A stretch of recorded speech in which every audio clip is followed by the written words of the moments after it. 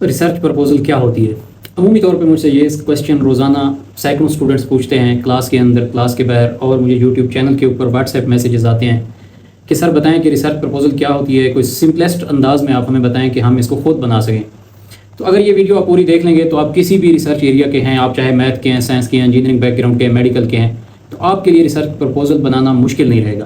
तो आपने वीडियो पूरी देखनी है। हम 1 बाय 1 देखेंगे कि रिसर्च प्रपोजल कैसे बनानी है, किस तरह आपने उसको अरेंज करना है, किस तरतीब के साथ कि पढ़ने वाले को जहाँ पे आप भेजते हैं उसको वो फील हो कि बच्चे को रिसर्च के बारे आइडिया है कि रिसर्च करनी कैसे है।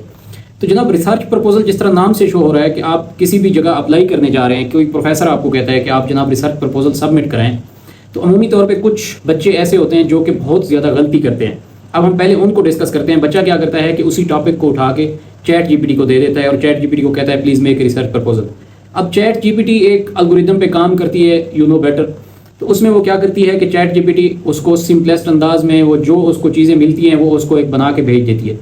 वही आप क्या करते हैं, रिसर्च प्रपोजल आगे प्रोफेसर को भेज देते हैं। जब वो उसको पढ़ता है तो उसको क्लियरली पहली नज़र के अंदर आइडिया हो जाता है कि आपने रिसर्च प्रपोजल खुद नहीं बनाई बल्कि चैट जीपीटी से बनवाई है, और इस तरह आपकी एप्लीकेशन के ऊपर नेगेटिव इमेज जाता है, जिसकी वजह से आपकी एप्लीकेशन सक्सेसफुल नहीं होती। तो आपने इस चीज़ से अवॉइड करना है कि आप चैट जीपीटी को, एआई टूल्स को इन्फॉर्मेशन के लिए, आइडिया लेने के लिए इस्तेमाल कर सकते हैं, लेकिन आप एज इट इज़ वही प्रपोजल यूज़ नहीं कर सकते। बेसिकली हम सबसे पहले ये देखेंगे कि आपके पास कौन कौन सी चीज़ें होनी चाहिए। आप एक रिसर्च प्रपोजल बना रहे हैं तो कौन कौन से उसके पार्ट होने चाहिए। सबसे पहली चीज़ ये है कि उसके पास लेआउट एब्स्ट्रैक्ट होना चाहिए। लेआउट एब्स्ट्रैक्ट मीन्स एक ऐसा काम जो आप करेंगे इस तरह करेंगे। अब पेपर का एब्स्ट्रैक्ट होता है, एक थीसिस का एब्स्ट्रैक्ट होता है। पेपर के एब्स्ट्रैक्ट में आप यही बताते हैं कि मैंने ये काम किया, ये उसके रिजल्ट्स थे।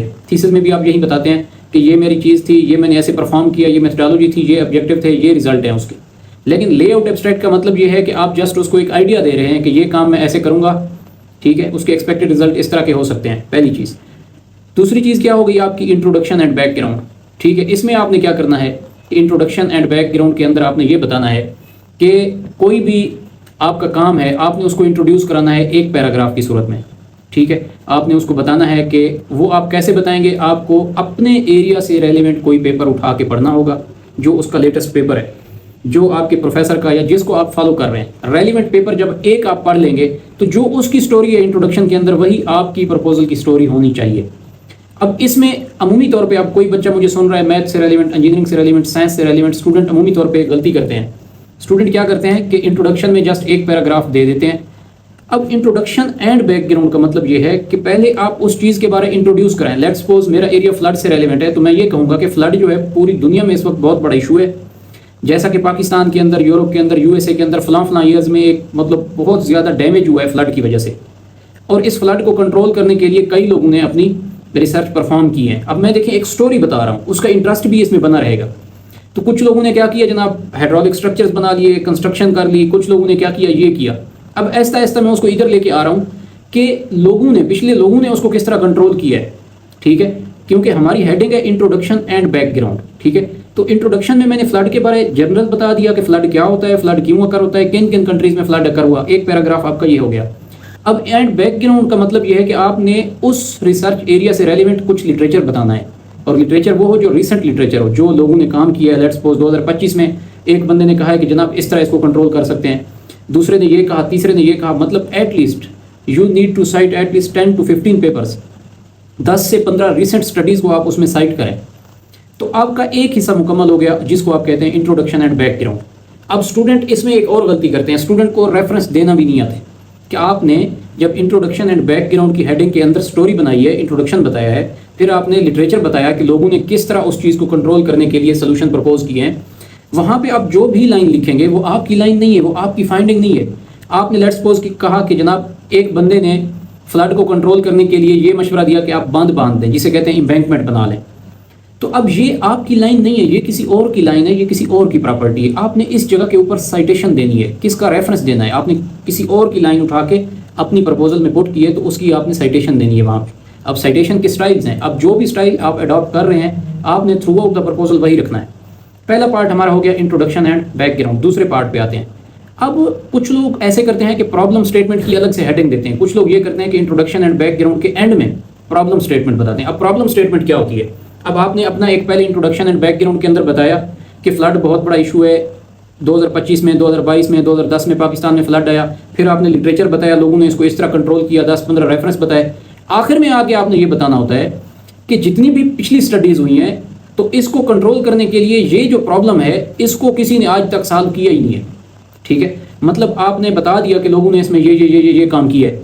آخر میں آ کے آپ نے اس طرح بتانا ہے کہ یہ جو چیز ہے یہ آج تک کسی نے اس کو حل نہیں کیا. وہ کوئی بھی چیز ہو سکتی ہے آپ کے ایریا سے ریلیونٹ.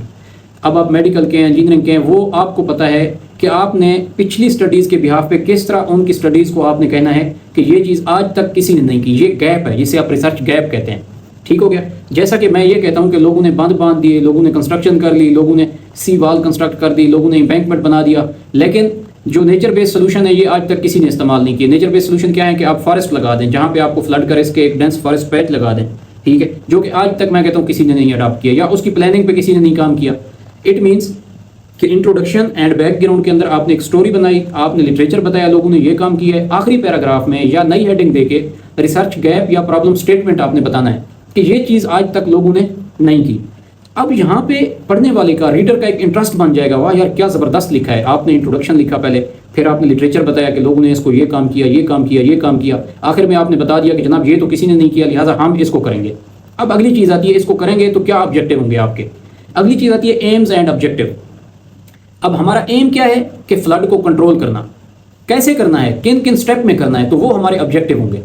Objective 1، objective 2، objective 3. آپ کے 2 آبجیکٹیو بھی ہو سکتے ہیں، 4 بھی ہو سکتے ہیں، depend upon your study and time period. اب آپ 1 بائی 1 آبجیکٹیو بتائیں گے کہ فلڈ کو آپ نے کنٹرول تو کرنا ہے. کیسے کرنا ہے؟ سب سے پہلے آپ دیکھیں گے لیبارٹری میں فزیکل ایکسپیریمنٹ پرفارم کر کے ان ویریبلس کا ریلیشن چیک کریں گے. کون کون سی ویریبل، لیٹس سپوز پانی کی ویلاسٹی کتنی ہے، پانی کا فلو کتنا ہے. مطلب وہ آپ کے اپنے آبجیکٹیو ہوں گے. آبجیکٹیو 1 یہ، آبجیکٹیو 2 یہ ہوگا، آبجیکٹیو 3 یہ ہوگا. تو آپ نے اپنے آبجیکٹیو ڈیفائن کرنے ہیں.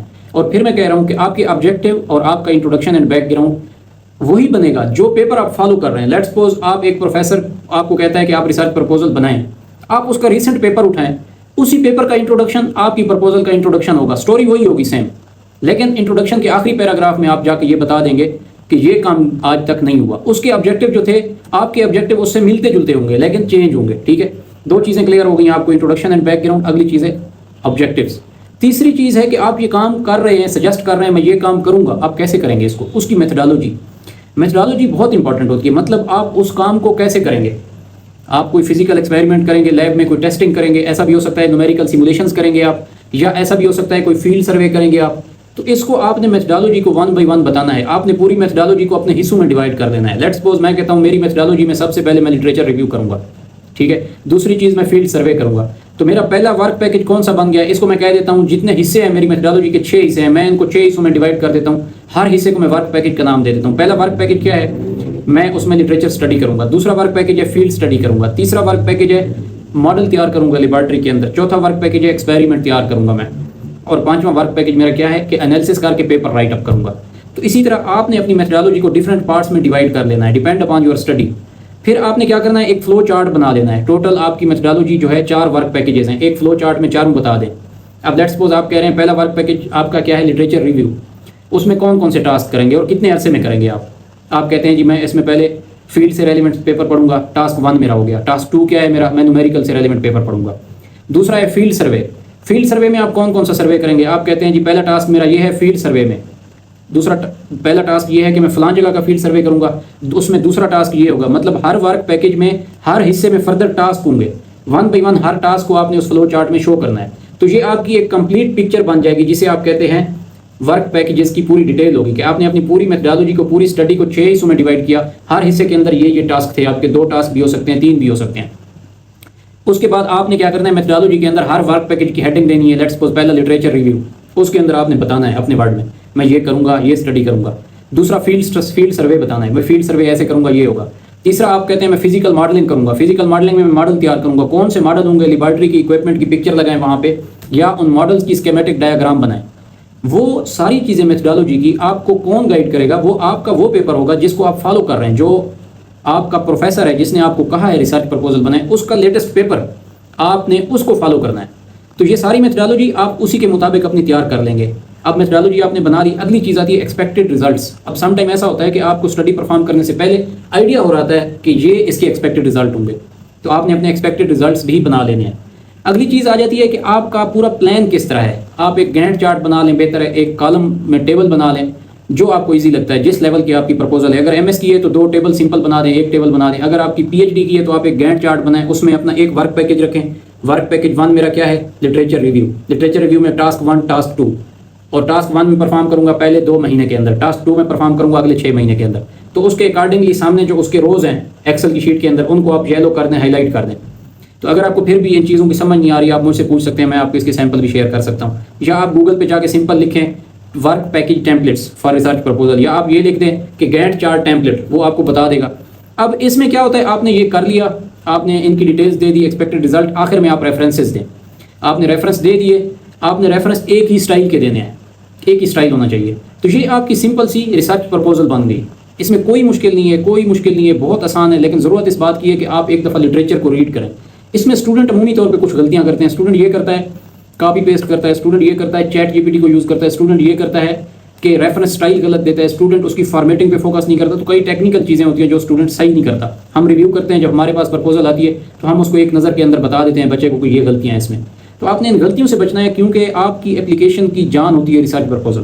اگر آپ کو پھر بھی اس کے بارے کچھ سمجھ نہیں آتا، آپ کو مشکل فیل ہوتی ہے، آپ ہمارے ساتھ کنٹیکٹ کریں، ہم آپ کو گائیڈ کریں گے، کیونکہ آپ اسکالرشپ جب اپلائی کرتے ہیں تو اس میں موسٹ امپورٹنٹ پارٹ جو ہوتا ہے، باقی چیزوں کے ساتھ ساتھ آپ کی ریسرچ پرپوزل بہت امپورٹنٹ رول ادا کرتی ہے۔